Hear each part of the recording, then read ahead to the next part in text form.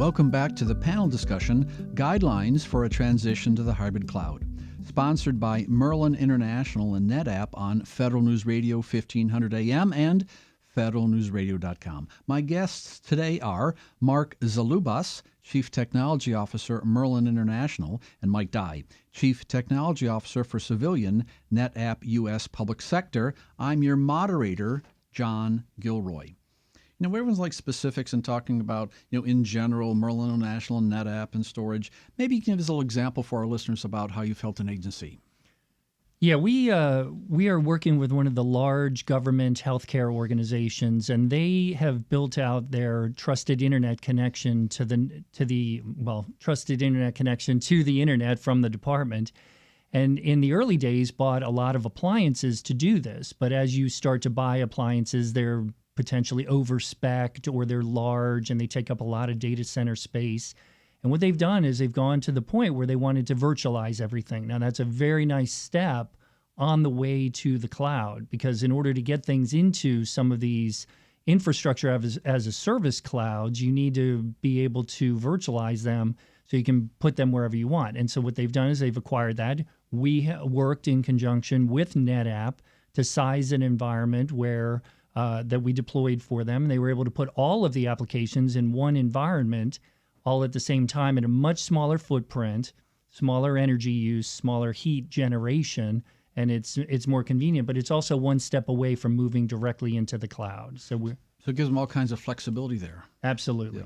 Yeah. Mike Dye, there's an old commercial. I think there's a woman on a TV I can remember talking about the American Express card. And they said, why do you have an American Express card? Because it gives me possibilities. Mm-hmm. And that's what the hybrid cloud does for our listeners, isn't it?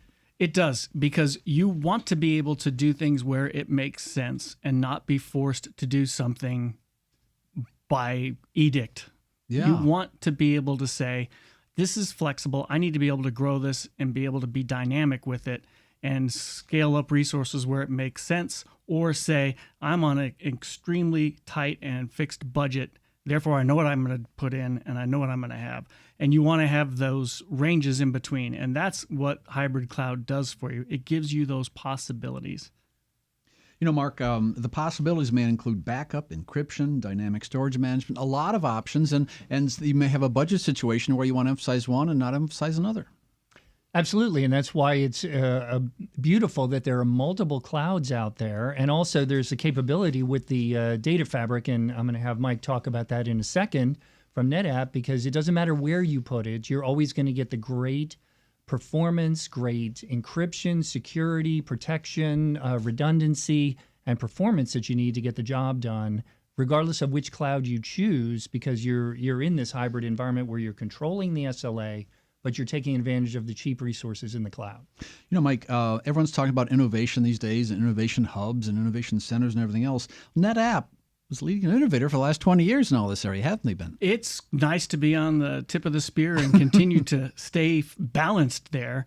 Mark talked about our data fabric, and it's something that we announced about 3 or 4 years ago. But what's interesting about it is that we're one of the few hardware vendors that does not run away from the cloud conversation.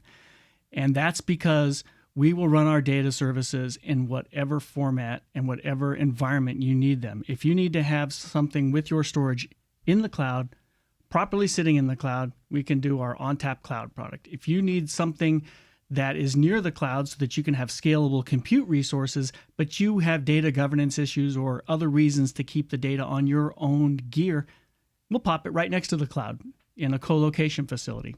And then we've also got our traditional on-prem products. But what having the same management tools does for you is it allows me to replicate into the cloud, replicate near the cloud, and then take that data and run with it. So if you want to do your online applications in your data center, yet use all those compute resources in the cloud to do some kind of analytic workload on it, and then just throw tons of CPU resources at it, no problem. We can take care of that. Some people may think that it's just flip a switch and we hybrid cloud tomorrow. I mean, there's a lot of thought that has to go into it, especially with many different types of interdependencies. Yeah, absolutely, because at the end of the day, you're still responsible for that application. You're still responsible to ensure that the mission of the department still gets executed successfully. that the performance is there, that the security is there, and that you're not on the front page of the Washington Post. So you need to know and have the confidence to say, I can do this. I can put this over here. I can put that over there. And maybe today I'm not ready to put that into the cloud. I'm going to keep it in my own data center, but it's still going to perform as a single entity, and I'm in control of it. Yeah, let me just highlight what Mark just said. That's really important. You still own your data. You still own your applications. You still own the mission. That is the most important thing to understand, because it's up to you to make it successful. Whether you put it in a cloud or whether you put it in your own data center, it is up to you to make that successful. So you still have to analyze things. You still have to work things out. This is not an easy button that you just push and poof, all of your problems go away. You still have to do that work. You know, Mark, I was on the phone today with folks at NASA, and I'm just thinking, how can they predict what's going to happen 6 to 8 months? I mean, there may be a lot of information coming in and a hard time juggling back and forth. And so this dynamic allocation of memory has to be dynamic allocation of services too, because you can sit with a customer and tell them about what NetApp might provide. They may need it now, they may need it in 6 months, they may need it in a year. They may not even know they're going to need it in a year. Yeah, there's a difference also between capabilities, the ability to do certain things, and elastic resources where I just need more. I need more storage or I need less storage. Let's say I'm NASA and I think I'm going to do a big mission and I buy a whole big infrastructure. I pay for it. I own it. And then it doesn't happen. Well, now I've got it. What am I going to do with it? With the cloud, I never bought it in the first place. I only buy as much as I need. If I need more and it's valuable to buy more, I will. And I have that flexibility. You know, NASA's using crowdsourcing to evaluate. They have so much data they can't handle it. So, Mike, is big data really a big headache for some agencies? Oh, that's an understatement. Data is coming out of people's ears. It's so voluminous, and you really have to be able to get your arms around it and manage it effectively. It's not about buying inexpensive disks at the local